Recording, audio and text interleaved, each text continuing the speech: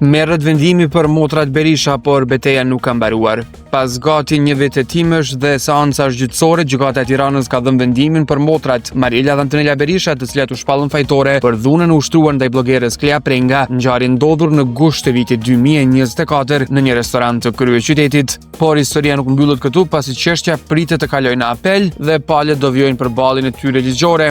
Sipas vendimit të shkallës së parë, Mariela Berisha është dënuar me 3 vite burg, dënim që është zbritur në 2 vite për shkak të gjykimit të shkurtuar, ndërsa për motrën e saj Antonela është dhënë 3 vite shërbim prove, gjithashtu i reduktuar në 2 vite.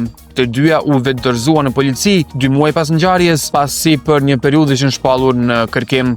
Motivet e përplasjes lidhen me ish-partnerin e Marielës, i cili më pas thuhet se kishte nisur një lidhje me Klean. Kjo përplasje emocionale të insinuar që nisi nga xhelozia duket se çoi drejt incidentit të bujshëm. Pas sulmit, Klea pati reaguar publikisht duke cilësuar ngjarjen si akt të ulët dhe të pamoralshëm.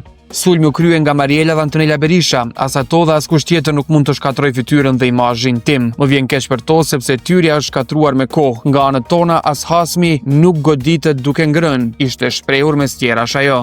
Që prej atij momenti Klea gjatë këtij viti është parë shpesh jashtë vendit, kryesisht në Spanjë, duke ndarë momente nga jeta e saj që duket se ka marrë një kthes të re pas gjithë kësaj historie. Betejë ligjore mbetet e hapur dhe apeli pritet të përcaktojë nëse dënimet do të mbeten të njëjta apo do të ndryshohen.